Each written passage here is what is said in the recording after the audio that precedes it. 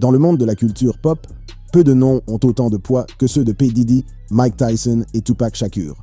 Ces figures emblématiques ont laissé une empreinte indélébile sur l'industrie musicale et la culture populaire dans son ensemble. Mais que se passe-t-il lorsque leurs chemins se croisent dans une histoire choquante de meurtre et de trahison? Au centre de ces révélations se trouve Keffe D, également connu sous le nom de Duane Keith Davis, un témoin crucial dans cette affaire. Les choses qu'il a partagées, combinées aux preuves qui ont été révélées ces dernières années, placent Diddy dans une position privilégiée pour un rappel à la réalité de la part d'Iron Mike. L'avertissement d'Iron Mike à Diddy. En 1996, le monde a été bouleversé par le meurtre tragique de la légende du rap Tupac Shakur. Le 7 septembre, à Las Vegas, l'industrie musicale et les fans ont été laissés en état de choc lorsque la nouvelle de la fusillade s'est répandue. Pendant des années, l'affaire n'a pas été élucidée et d'innombrables théories et spéculations ont circulé. Mais récemment, de nouvelles informations sont apparues, mettant en lumière l'implication présumée de l'un des plus grands noms du hip-hop, le magnat milliardaire du rap, P. Diddy. L'homme à l'origine de ces révélations, Keffe D, aujourd'hui âgé de 60 ans, a admis avoir été présent dans la voiture qui s'est arrêtée à côté du véhicule de Tupac lors de cette nuit fatidique. Il aurait demandé à son neveu, Orlando Baby Lane Anderson, d'appuyer sur la gâchette. Anderson a lui-même connu une fin tragique lors d'une fusillade entre gangs à Los Angeles en 1998. Le lieutenant Jason Johansson, du service de police métropolitain de Las Vegas, a évoqué la situation en déclarant « Je pense que la meilleure façon de décrire la situation est de dire que Duane Davis était le tireur de ce groupe d'individus qui a commis ce crime et qu'il a orchestré le plan qui a été mis en œuvre pour commettre ce crime. » Si Keffe D tombe, il s'est assuré qu'il ne tomberait pas seul. En effet, il a été rapporté que les forces de l'ordre n'ont décidé de rouvrir le dossier de Tupac, 27 ans après sa mort, qu'en raison des propos tenus par Keffe lors de ses interviews. Tout cela l'a conduit devant un grand jury du Nevada, où il a été inculpé d'un chef d'accusation de meurtre avec une arme mortelle. Il a également été rapporté que son implication dans les activités d'un gang pourrait ajouter 20 ans à sa peine s'il est reconnu coupable. À ce stade, il semble que Keffe n'ait plus rien à perdre, car il a également impliqué P. Diddy dans le meurtre de Tupac Shakur.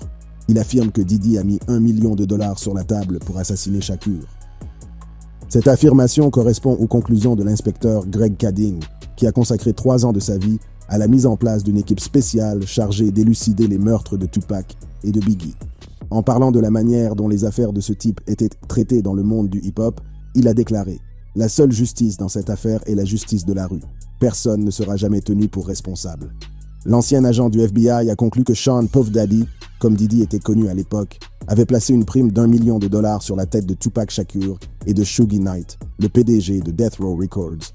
Il s'agit certes d'une nouvelle sensationnelle, mais le fait même qu'une telle chose se produise est tout simplement énorme. Une fois l'affaire rouverte, la sœur de Tupac a déclaré « Il s'agit sans aucun doute d'un moment charnière. Il est important pour moi que le monde, le pays, le système judiciaire et notre peuple reconnaissent la gravité du décès de cet homme, mon frère, le fils de ma mère, le fils de mon père. » Avec toutes ces révélations fracassantes, de nombreuses personnes se sont demandé, à juste titre, si Diddy allait avoir de réels problèmes pour son implication présumée dans toute cette situation.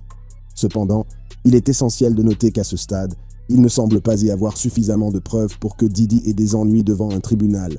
La mise en accusation de Keffe D est prévue pour le 2 novembre. Cette saga est donc loin d'être terminée. Mais au fur et à mesure qu'elle se déroule, les gens se demandent si P. Diddy va enfin faire face aux conséquences de son rôle présumé dans le meurtre de Tupac. Justice sera-t-elle rendue à l'une des figures les plus influentes de l'histoire du hip-hop? Une autre question mérite d'être posée. Pourquoi Diddy aurait-il fait une chose pareille? Je répondrai à cette dernière question dans un instant. Mais d'abord, je voudrais parler de la place de Mike Tyson dans tout cela. À première vue, il ne semble pas qu'un ancien champion de boxe poids lourd ait quelque chose à voir avec la guerre entre la côte Est et la côte Ouest du hip-hop. Mais ses liens avec ce conflit sont plus profonds que la plupart des gens ne le pensent. Connu pour son comportement féroce à l'intérieur comme à l'extérieur du ring, Tyson peut avoir une perspective unique sur les événements entourant le meurtre de Tupac, car il était non seulement un ami proche du défunt rappeur, mais il a peut-être aussi été témoin des tensions qui existaient au sein de la communauté hip-hop à l'époque. L'amitié entre Mike Tyson et Tupac Shakur a largement dépassé les frontières de leurs industries respectives. Tyson, le boxeur légendaire, était déjà connu de tous, tandis que Shakur, l'étoile montante du rap, commençait à peine à se faire connaître lorsque leurs chemins se sont croisés. Leur première rencontre a lieu dans un club huppé, où Tyson est abordé par un homme au hasard qui lui demande l'entrée. Tyson, connu pour sa générosité, accepte et l'homme et son groupe d'amis sont autorisés à entrer. Tyson est loin de se douter que parmi ses amis se trouve Tupac Shakur lui-même. À l'époque, Tyson n'avait aucune idée de qui était Shakur, mais leur chemin était destiné à s'entrecroiser d'une manière qu'il n'aurait jamais pu imaginer. Leur amitié s'est révélée à sa juste valeur lorsque Tyson était en prison.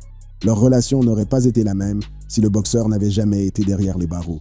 Alors qu'il purgeait sa peine, Tyson a raconté que le rappeur lui avait écrit et lui avait même rendu visite en prison. Se souvenant de cette rencontre lors d'une interview, Iron Mike a déclaré « J'ai dit, je me souviens de toi, Tupac. Et c'est ainsi que nous sommes devenus amis. Il a continué à venir, on s'est parlé au téléphone et on a vraiment cultivé notre relation. Il s'agissait d'une amitié que les deux hommes tenaient manifestement en haute estime, mais toute possibilité de fraternité durable a été interrompue lorsque Tupac a été brutalement abattu en septembre 1996. Il est donc logique que le boxeur n'ait pas été le plus grand fan des personnes qui se sont opposées à son ami. La rivalité entre la côte Est et la côte Ouest du hip-hop est aujourd'hui bien documentée. Tupac étant un acteur majeur de la côte Ouest lorsque Death Row Records a fait la guerre à Diddy et à son label Bad Boy Records. Il est donc logique que Tyson ait au moins une idée de la gravité de la situation entre les deux camps. Au cours des dernières décennies, l'aversion du boxeur pour Diddy n'a fait l'objet que de rumeurs ou d'allusions occasionnelles, mais il n'y a pas de fumée sans feu dans ce genre de situation.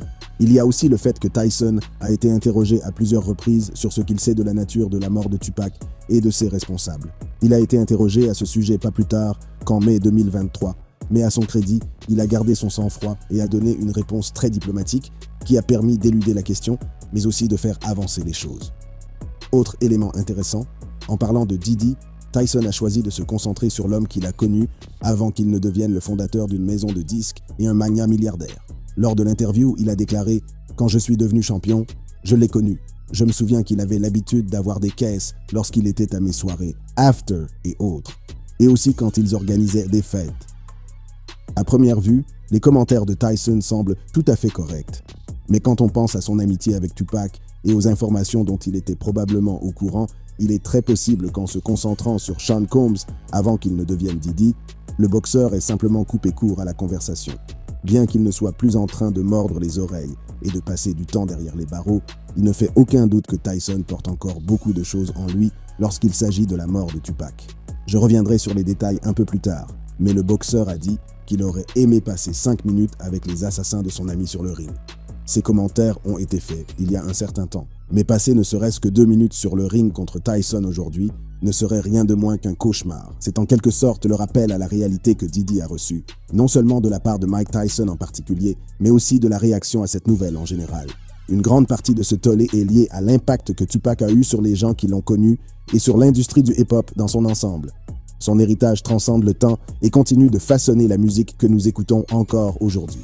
Son impact sur le monde du hip-hop et au-delà est indéniable, laissant une marque indélébile dans le cœur et l'esprit des fans du monde entier. La musique de Tupac était le reflet de son vécu, abordant les thèmes de l'injustice sociale, de la pauvreté et des luttes des marginaux. Ses paroles brutes et honnêtes ont trouvé un écho auprès d'une génération avide d'authenticité et d'une voix qui parle de ses propres luttes. Grâce à sa musique, Tupac est devenu la voix des sans-voix, mettant en lumière les dures réalités de la vie dans les quartiers défavorisés des États-Unis. Au-delà de sa musique, le charisme et la personnalité magnétique de Tupac ont captivé le public. Il possédait une capacité unique à communiquer avec des personnes de tous horizons, transcendant les frontières raciales, sociales et culturelles. Sa présence était plus grande que nature, il attirait l'attention et laissait une impression durable sur ceux qui le rencontraient. Il a eu un impact similaire sur Mike Tyson. Mais si les deux hommes ne s'étaient jamais connus, est-il possible que Tupac soit encore en vie aujourd'hui? La nuit du meurtre de Tupac. La célébrité de Tupac grandit en même temps que son influence.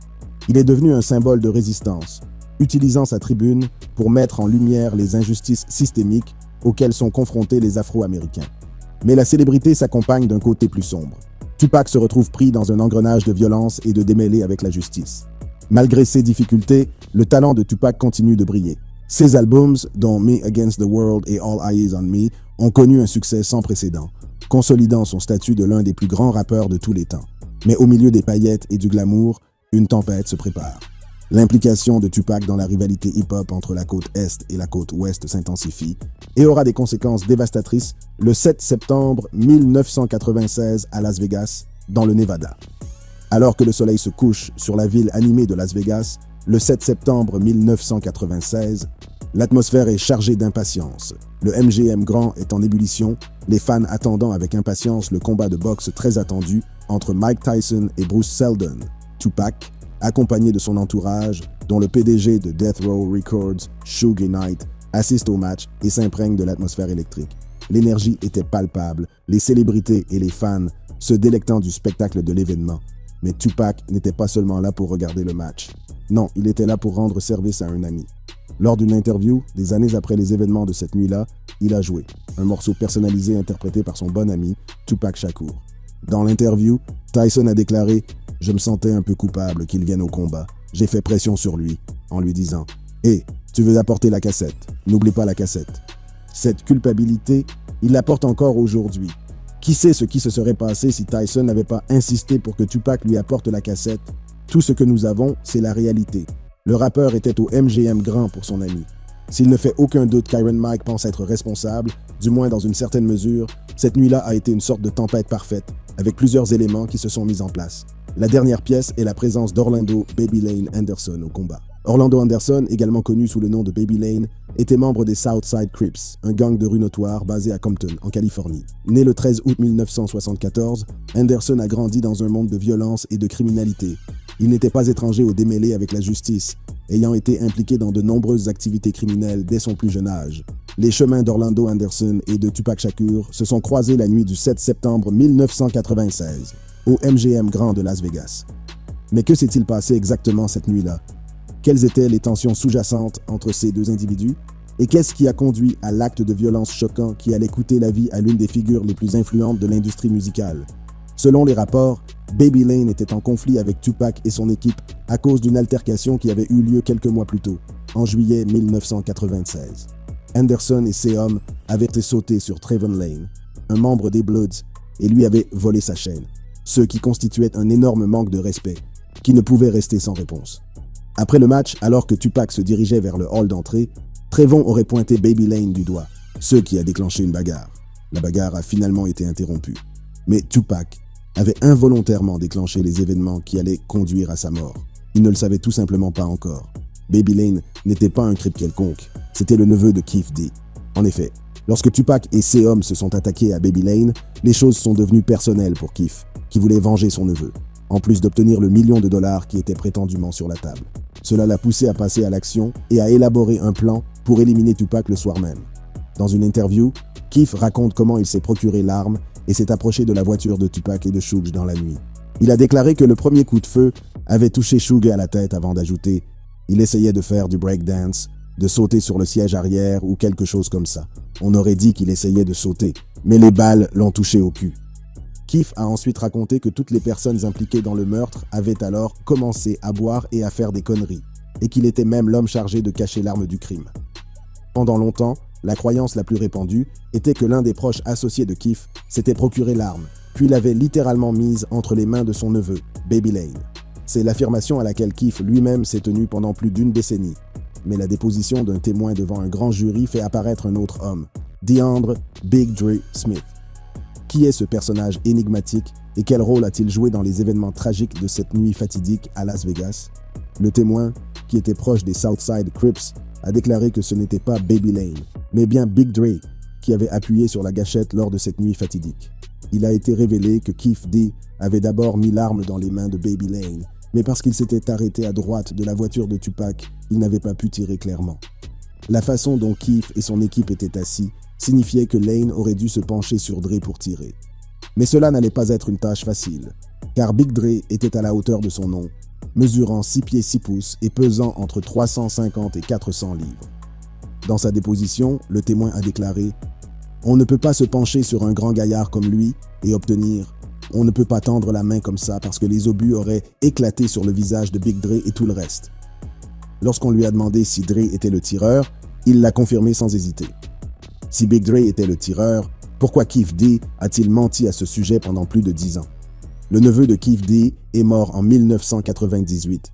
Il n'a donc aucun moyen de se défendre ou de rétablir la vérité. Deuxièmement, le fait d'être l'oncle de l'homme qui a assassiné Tupac Shakur de sang-froid lui confère une certaine crédibilité dans la rue. Dans son livre, il brosse un tableau assez intéressant de la façon dont les choses se sont déroulées. Il écrit Tupac a fait un mouvement erratique et a commencé à passer la main sous son siège. Pac a sorti une sangle et c'est là que le feu d'artifice a commencé. L'un de mes gars à l'arrière a attrapé le Glock et a commencé à tirer. Cela donne l'impression que le rappeur était l'agresseur dans toute la situation. Mais nous savons déjà que Keef avait pris sa décision. Tupac allait mourir cette nuit-là. Alors pourquoi faire croire qu'il a pris son arme en premier? Le fait est que nous n'avons aucun moyen de savoir ce que Keef a menti et ce qui est vrai. Il n'y a que 2 témoins vivants du meurtre de Tupac, Keef et Suge Knight. Et si Knight n'a pas encore parlé, il n'est pas prêt de le faire. C'est grâce à Suge que Tupac a pu se rendre à l'hôpital.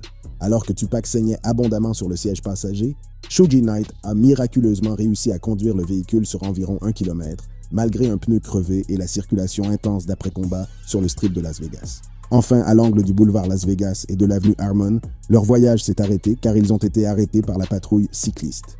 Les agents de la patrouille à vélo ont immédiatement reconnu la gravité de la situation et ont demandé par radio l'intervention d'auxiliaires médicaux. En quelques instants, Tupac et Suge Knight ont été transportés au centre médical universitaire, à quelques pas de l'endroit où leur soirée avait commencé au MGM Grand.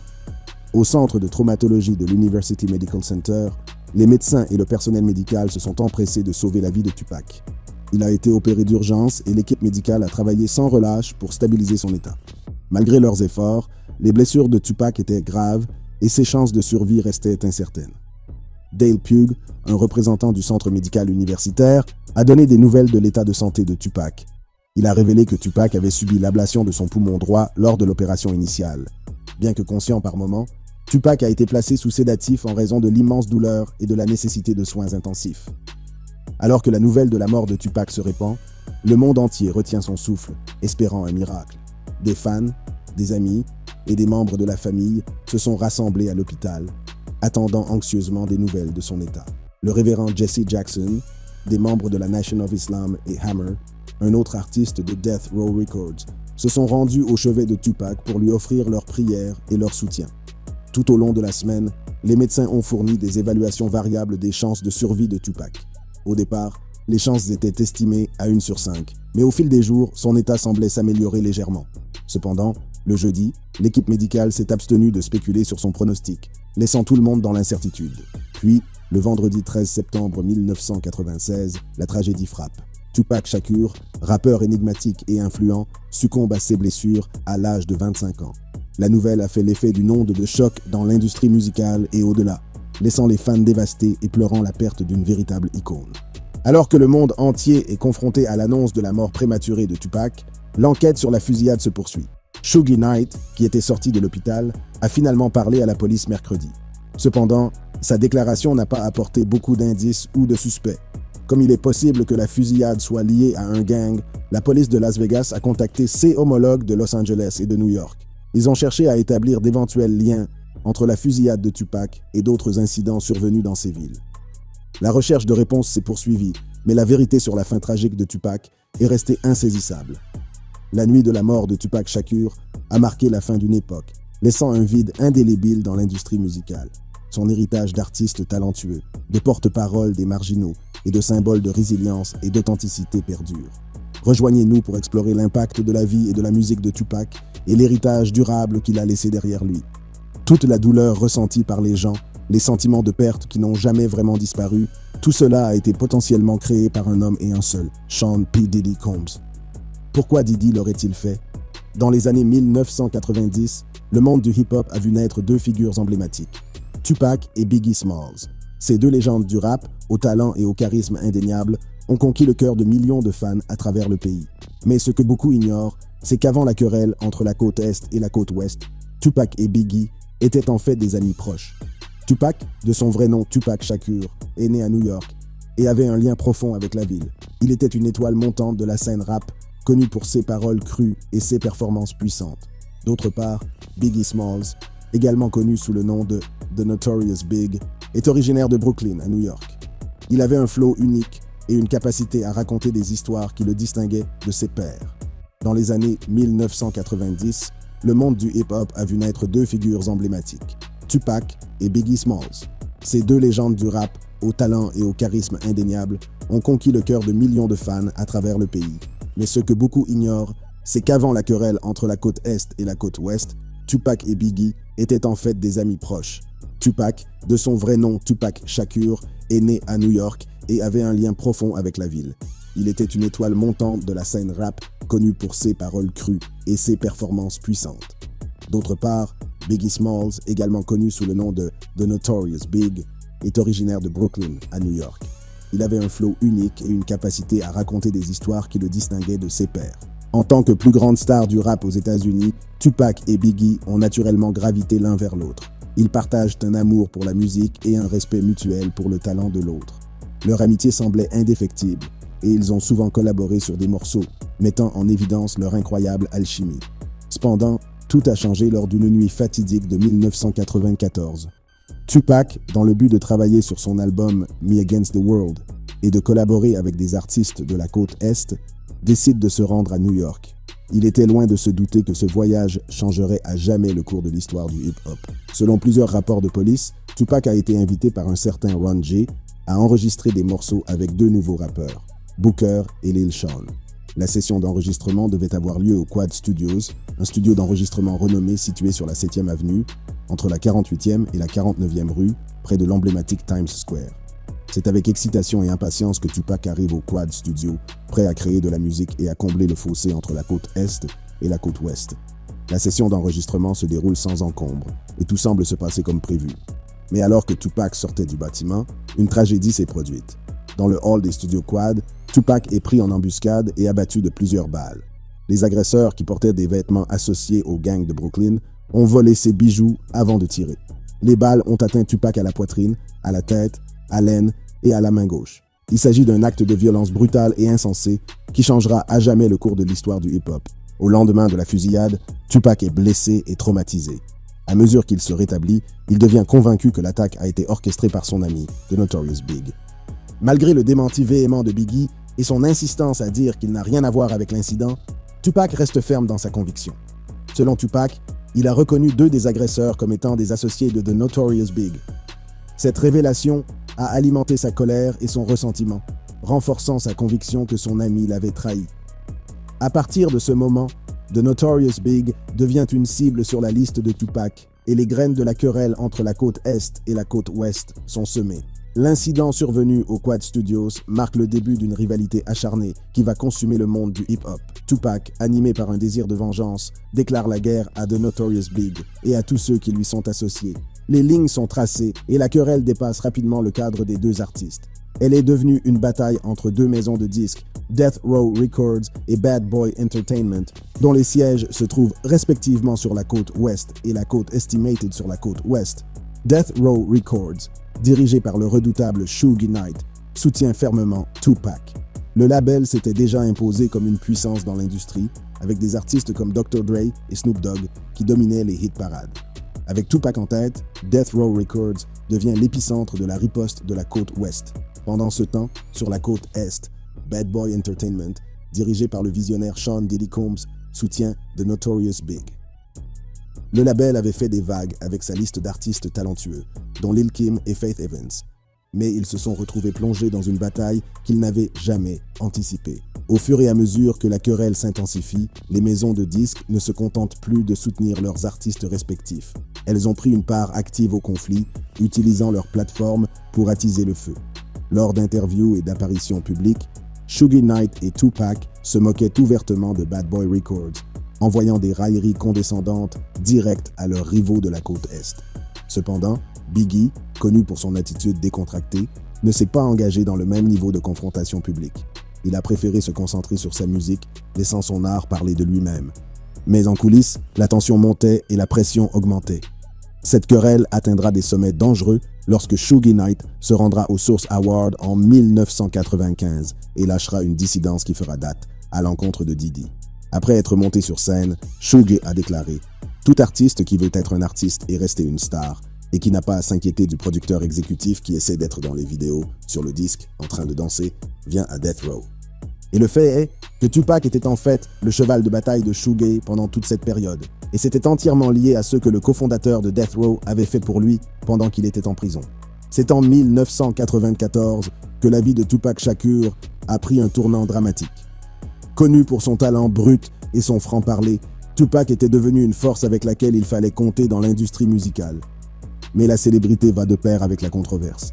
Et Tupac se retrouve empêtré dans un réseau de problèmes juridiques. Les événements qui ont conduit à l'emprisonnement de Tupac ont commencé dans la nuit du 30 novembre 1994. Tupac et son entourage assistent à un événement de l'industrie musicale à New York. Alors qu'ils quittent la salle, une bagarre éclate entre le groupe de Tupac et un gang rival. Dans le chaos qui s'ensuit, des coups de feu sont tirés, faisant 2 blessés. Tupac est arrêté et inculpé de plusieurs délits, notamment d'agression et de possession d'armes.